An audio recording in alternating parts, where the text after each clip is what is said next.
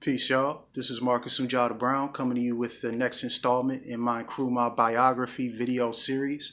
I'm hoping to wrap up this series in the next couple of videos so that I can move on to the section on Nkrumahism, the ideology, the political, social, economic, and philosophical ideology and program of Kwame Nkrumah. Okay, and in that video series or sub-series, I want to deal with key texts from the presidency and after the coup. Okay, so I want to talk about consciencism, neo-colonialism, class struggles in Africa, the Handbook of Revolutionary Warfare, and a couple of other key texts, and just break down their significance and their legacy for 21st century African revolutionaries. Okay, so I'm hoping to get through this video series like in the next couple of videos. So I'm going to hit y'all with a lot of information right now. I apologize if it seems like compressed or condensed, but we got to keep on moving. Okay, so in the last video series, we talked about Nkrumah's ascent from a grassroots organizer on behalf of the UGCC in 1947 into the head of state or the head of government affairs in 1951 and the head of state of newly independent Ghana in 1957. Okay, but from 1951 through 1964, it can be said that the country was at least under the political, if not the economic leadership of the Convention People's Party.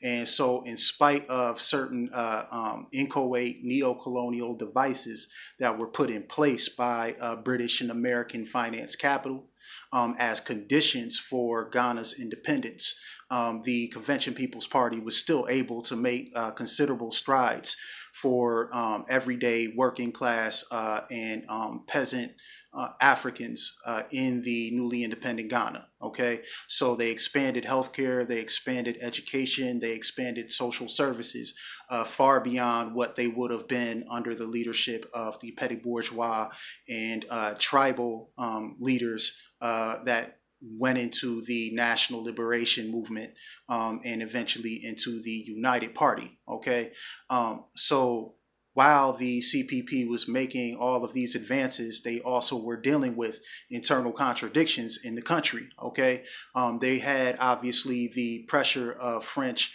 British, American, and Belgian capital and its maneuvers throughout the continent on them. They had the CIA and MI5 breathing down their shoulders, right?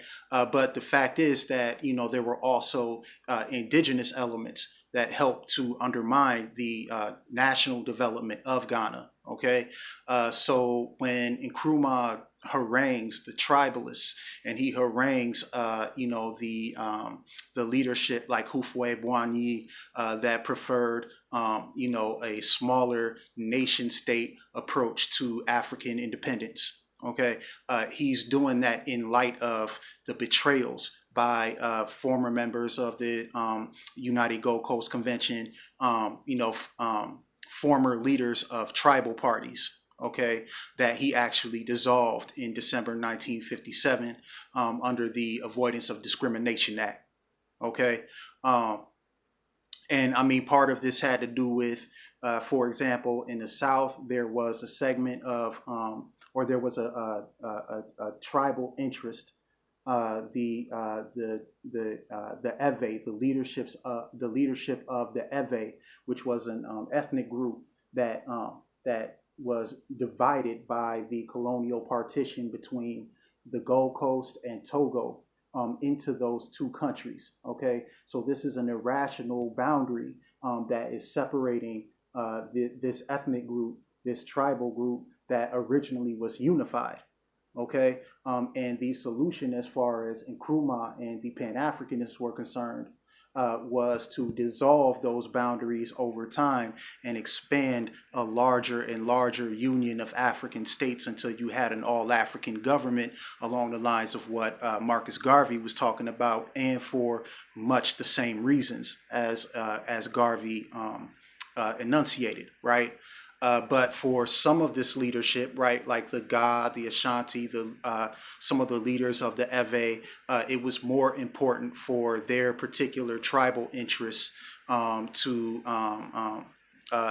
translate into political power for their leadership and negotiating power with the colonial metropole than it was to build a unified nation that would be self-sustaining, that would not depend on the Western powers for its finished products, for control over its industries, and so on. Okay, so this was the contradiction that Nkrumah was facing down as leader of a new nation, and it was the contradiction that the disgruntled leadership like J.B. Dankwa and K. Busia, who used to complain about like their tax rates, for example, under the CPP.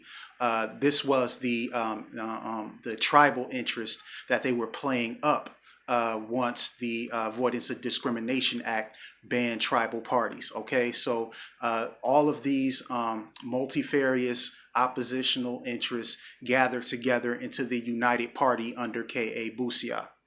Okay, and Busia was a traitor to Ghanaian independence, and this needs to be stated outright.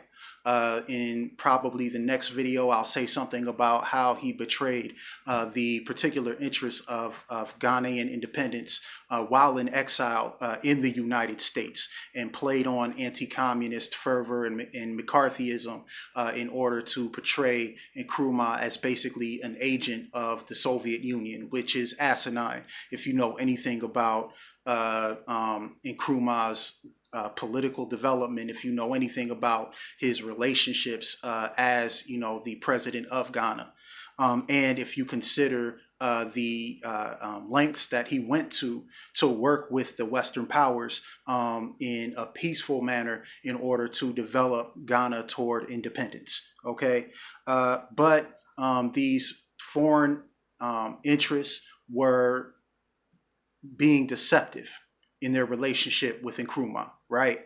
They, on the surface, the Queen would do photo ops with Nkrumah. The heads of state in other Western nations would invite him to events and take pictures with, shaking his hands. Kennedy tried to act like he was, buddy with Nkrumah, right? But these people actually secretly despised Nkrumah. Why? Because he was the foremost proponent of African independence and African development towards self-sustainable industry, toward energy independence, toward a shared commercial interest among all African nations. And all of these things obviously are inimical to the interests of the neo-colonial powers. Okay, so there were people within Ghana who colluded with these foreign powers to oust Nkrumah in various ways, including 5 assassination attempts beginning in 1958. Okay, in the next video, I'll say more about the tricky politics of Nkrumah's government after 1958 and some of the moves that it made leading up to the one-party state in 1964. But for now, I'm just going to say that you can notice that there's a clear relationship between the maneuvers of neo-colonial interests in the Gold Coast, right? Such as the red baiting of the United Party, the balkanized politics that were preferred by the tribal leadership, and the 5 assassination attempts that Nkrumah had to deal with beginning in 1958. So with the first assassination attempt, and this is where we're going to leave off this video, with the first assassination attempt, Nkrumah was forced to put in place the Preventive Detention Act, which basically stated that you could be incarcerated for up to 5 years without a trial. Okay, and this is obviously a very contentious plan, or I should say a very contentious move on the part of the CPP, even for sympathetic authorities. But I'm going to say a little bit more about how tricky it is to make a quick judgment along those lines in the next video.